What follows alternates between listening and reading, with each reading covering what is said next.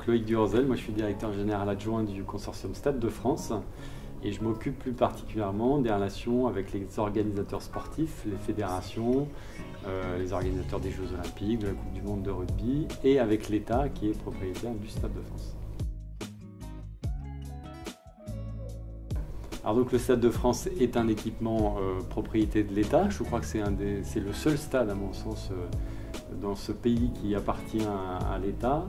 C'est un modèle assez unique et qui a choisi pour le construire, le financer et l'exploiter de faire appel à une société privée. Donc il a lancé en 1995 un appel d'offres pour choisir le consortium qui serait chargé de réaliser ça. Donc c'est un consortium Stade de France avec Vinci et Bouygues au capital qui a remporté cet appel d'offres en 1995, qui a construit le stade et qui l'a exploité depuis pour le compte de l'État. Alors c'est entre 120 et 140 personnes, plutôt 120 permanents, et puis là on monte autour de 140 à la veille des grands événements sportifs parce qu'on a énormément de choses à préparer pour le compte des organisateurs. On a classiquement des directions support et puis après vous avez une direction de la maîtrise d'ouvrage qui a une mission essentielle qui est d'entretenir ce bâtiment très compliqué, faire des travaux de modernisation. On a fait des travaux dans le cadre des Jeux Olympiques et Paralympiques de modernisation du stade, donc c'est cette direction qui porte ça. Vous avez une direction de la sécurité, forcément a une mission aussi très importante sur les événements et puis sur la sécurité permanente de ce stade qui doit être importante. Vous avez une direction de la programmation avec un volet concert et un volet événements sportifs, une direction commerciale et puis après des fonctions plus classiques, marketing, communication, juridique, etc. Alors on fonctionne, le modèle de fonctionnement c'est un stade national.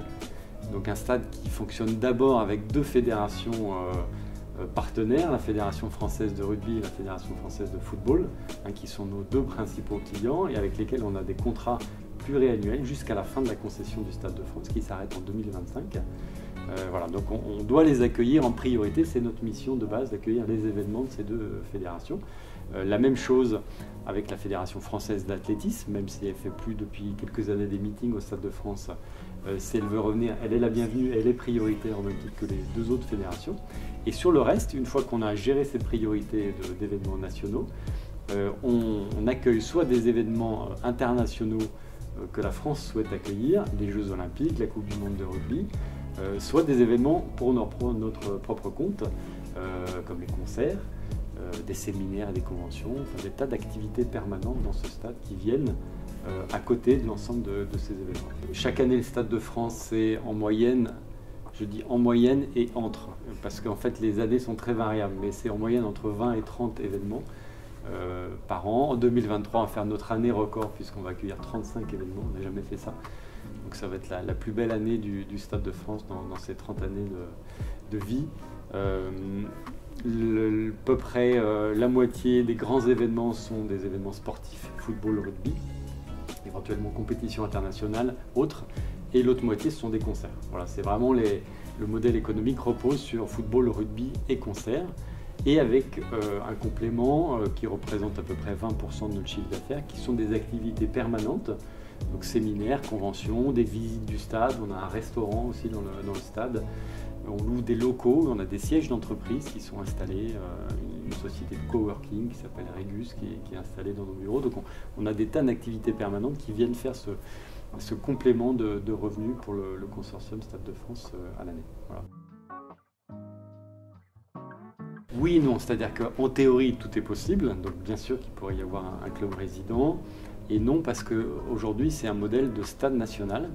Et donc typiquement, avoir un club de football en Ligue 1 ne serait pas compatible avec l'accueil des matchs de la Fédération française de rugby. Donc c'est un choix à faire, pas par nous, parce que nous, on réalise les missions que nous a demandé de réaliser l'État et donc accueillir en priorité la Fédération française de rugby et la Fédération française de football. Mais si ça devait changer, il faudrait que ce soit l'État qui en décide. Et avec un choix à faire entre un club Ligue 1 et ces fédérations nationales qui ont des contraintes de calendrier qui ne sont pas forcément compatibles les unes avec les autres. Juste un mot quand même sur cette approche de stade national qui est assez unique. En France, elle a prouvé son efficacité.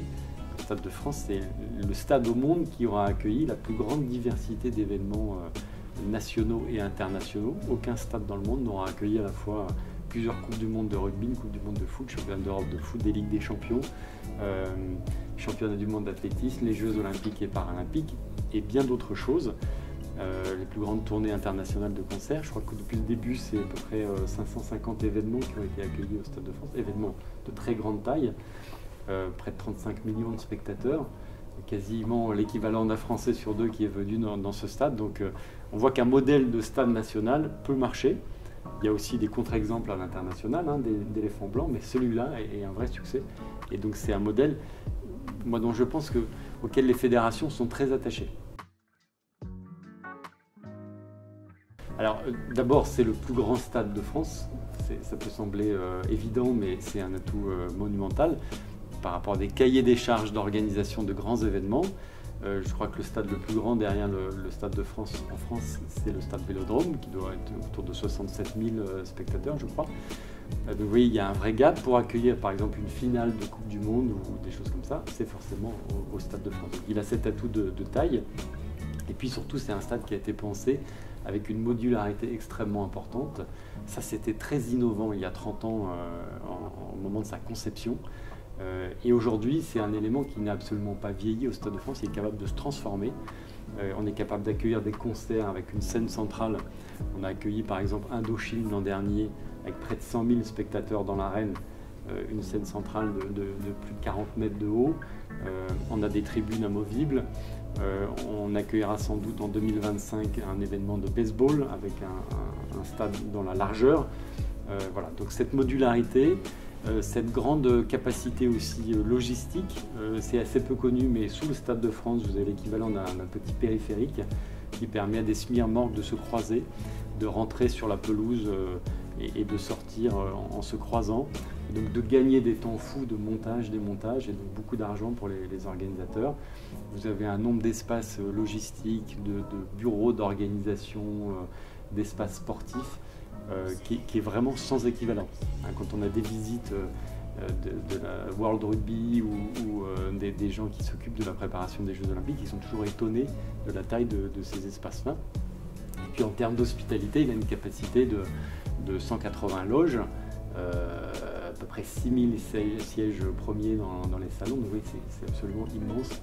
Voilà, donc ces atouts-là, ajoutés à le fait que c'est un stade à Paris, à Saint-Denis, mais en région parisienne, et donc pour les organisateurs, c'est très attractif. La desserte de ce stade avec 2 RER, voire 2 lignes de métro bientôt, des accès routiers. Voilà. Il est très bien pensé, très bien adapté pour l'accueil à la fois opérationnel et l'accueil d'un public nombreux. Oui, alors il y a déjà des améliorations continues. Quand je vous parlais de la direction de la maîtrise d'ouvrage au Stade de France, c'est qu'en permanence, on améliore ce stade et on l'entretient. C'est un énorme bâtiment et donc d'énormes enjeux. Et puis spécifiquement pour l'accueil des Jeux et de France 2023, avec la Solidéo, on a fait des travaux de modernisation d'à peu près 40 millions d'euros, avec 3 objectifs. Premier objectif, c'est améliorer l'expérience des spectateurs. Et je vais vous expliquer pourquoi. Deuxième objectif, c'est essayer de limiter les consommations électriques. Et troisième objectif, c'est d'être encore plus opérationnel pour les organisateurs. Donc si je commence par ce dernier point, plus opérationnel, on a agrandi l'auditorium. Je ne sais pas si vous savez, mais il y a un auditorium dans le Stade de France qui fait maintenant plus de 320 places, qui permet d'accueillir des très grandes conférences de presse et des événements autour des matchs. On a amélioré l'ensemble de la configuration des tribunes, la gestion du PC sécurité, le raccordement électrique du stade aussi va permettre de fonctionner davantage sur l'électricité, moins sur les groupes électrogènes. Voilà. Un certain nombre d'éléments pour l'organisation qui vont être assez importants. Sur le développement durable, on est passé en tout LED dans l'éclairage, ce qui, à puissance égale, réduit assez considérablement les consommations. Il y a ce deuxième raccordement électrique qui va permettre de limiter l'usage des groupes électrogènes. Et puis expérience spectateur, on a changé les écrans géants qui sont désormais beaucoup plus grands qu'avant, ils font 250 mètres carrés à peu près, la taille d'un terrain de basket, hein, chaque écran géant. On a modifié l'éclairage du stade avec ces LED qui permettent de mettre le stade dans le noir et de rallumer dans l'instant et de faire des shows lumineux, y compris sur la couronne du stade. Je ne sais pas si vous avez vu les derniers matchs de rugby en soirée, mais on est capable maintenant de faire vraiment des shows lumineux à l'intérieur du stade. Transformer un match de rugby en boîte de nuit, c'est assez impressionnant et ça transforme complètement l'expérience spectateur. Ça, plus l'écran, permet vraiment d'avoir une expérience. Et ce stade qui, il y a 25 ans, était qualifié comme un stade un peu froid, un peu loin avec la piste, etc.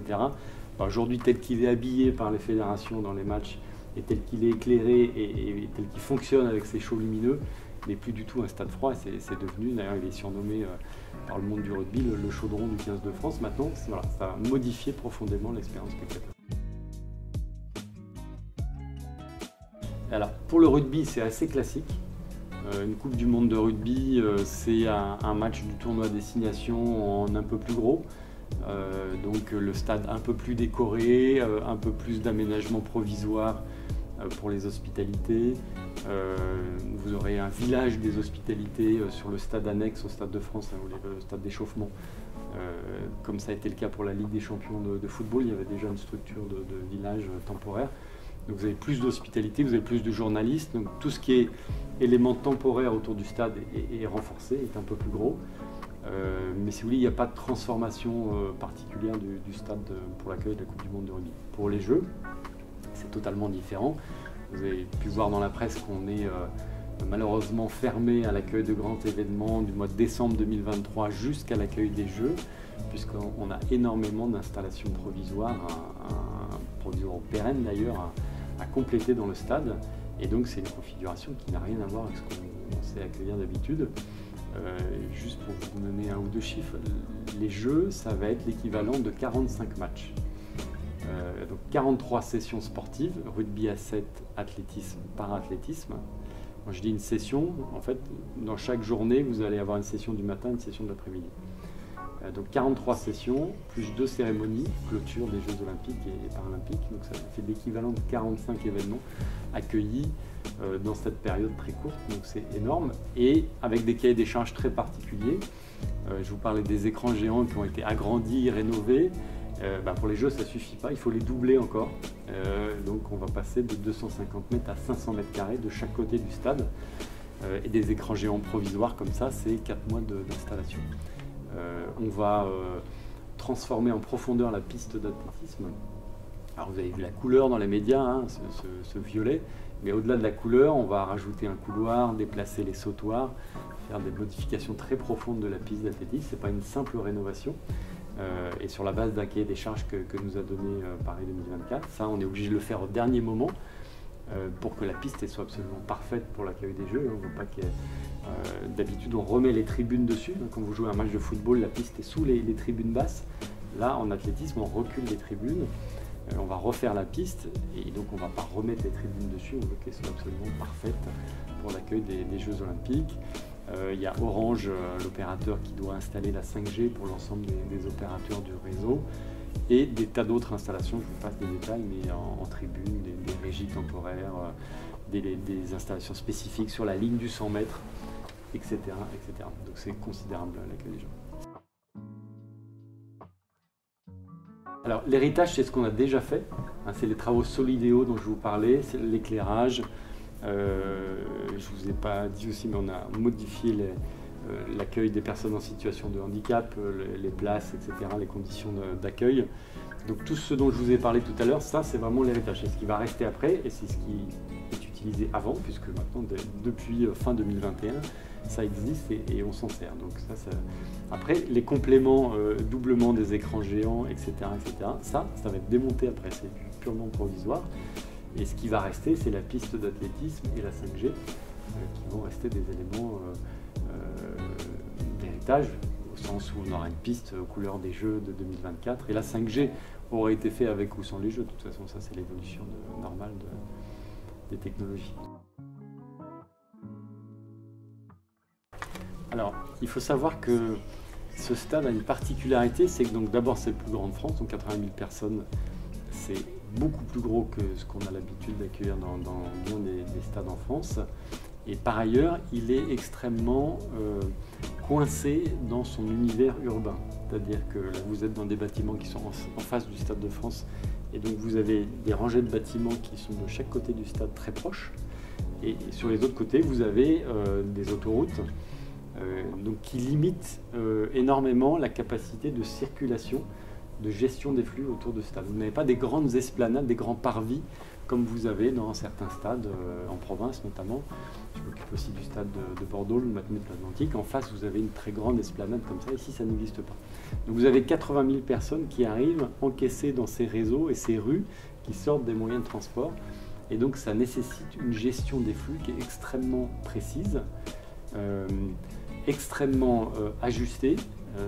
Ça n'est jamais, quand vous avez un stade plein à 80 000, ça n'est jamais facile de faire rentrer et sortir sans difficulté l'ensemble de ces personnes. Donc c'est une mécanique très complexe. Donc si vous avez cette mécanique qui est grippée par des éléments externes, comme c'était le cas pour la Ligue des Champions, avec d'abord des grèves dans un réseau de transport et une communication inadaptée en fait, qui a conduit les gens à se déporter massivement sur un réseau de transport, le RERC, qui n'était pas du tout en capacité d'accueillir des flux aussi importants, ça crée un premier problème. C'est-à-dire que là, vous avez très peu de gens qui sont venus avec le plus gros moyen de transport habituel qui est le RERB, alors qu'il y avait quand même 80% de la capacité.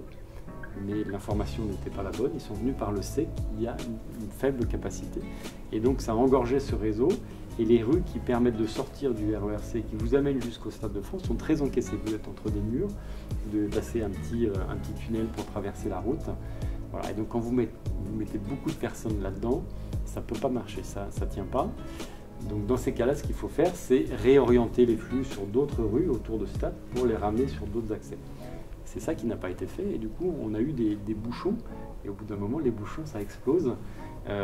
Pour éviter d'avoir des blessés dans les personnes qui attendent et qui s'accumulent un peu dans ces endroits-là, vous êtes obligé de libérer un peu fortement les accès.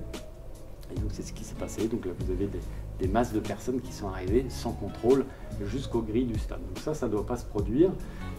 Ça ne se produit pas habituellement. Depuis la Ligue des Champions, on a accueilli plus de 2 millions de personnes. Vous n'en avez pas entendu parler. Avant, on avait accueilli donc à peu près 33 millions de personnes. Vous n'en avez pas entendu parler non plus. Donc c'est bien géré habituellement. Voilà. Quand vous avez un grain de sable, il peut vite dégénérer.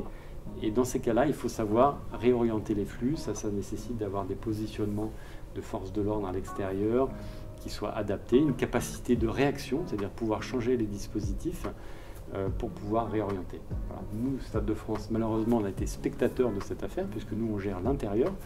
Et l'intérieur, ça s'est passé assez sereinement, malgré quelques personnes qui ont pris d'assaut les grilles, tel fort à la mot, mais on les a vite identifiés, rattrapés, neutralisés. Ce n'était pas un sujet. Le sujet, il s'est vraiment passé à l'extérieur, avec une gestion des flux compliquée. Donc voilà, lieu très contraint, il faut y faire attention. Et donc le principal enseignement qu'on a tiré, nous, de ça, c'est renforcer la collaboration entre nous, l'organisateur qui gère la sécurité de l'événement dans le stade, et les pouvoirs publics qui gèrent les flux à l'extérieur du stade. Et donc on a sérieusement renforcé notre collaboration, élaboré des plans B, des plans C, des plans de contournement qui existaient avant, mais on les a un peu remis au goût du jour, repris des pratiques qui sont adaptées à ça. Je pense que la période Covid a fait beaucoup de mal à la capacité à travailler collectivement sur des grands événements, et elle a fait aussi beaucoup de mal au secteur de la sécurité privée. On voit que les agents, stadiers, etc. sont moins disponibles, il y a moins de ressources, ils sont moins bien formés, et ça s'est constaté dans l'ensemble des enceintes sportives de France, et j'imagine aussi pas qu'en France. Et donc on a cette problématique de remobiliser, reformer, remonter en compétences et continuer à avoir une collaboration importante, parce que voilà, c'est vraiment des éléments qui se jouent à plusieurs. Déjà de réussir cette année 2023, qui, encore une fois, je vous dis, sera la plus belle année du Stade de France, et donc une année très particulière. autour de 15 concerts, les événements sportifs habituels et 10 matchs de la Coupe du Monde de rugby. C'est exceptionnel, hein, 10 matchs. La dernière, c'était 7 matchs. Là, on va faire un match d'ouverture France-Nouvelle-Zélande, des matchs de poule, 2 quarts, les 2 demi-finales, la finale et la petite finale. Donc c'est énorme et c'est un très bel événement. Donc voilà, déjà, nous souhaiter de réussir cette année et puis ensuite que la préparation des Jeux continue et que ce soit un très bel événement réussi pour nous, mais surtout pour toute la France, parce que là, c'est la France qui va être regardée de partout.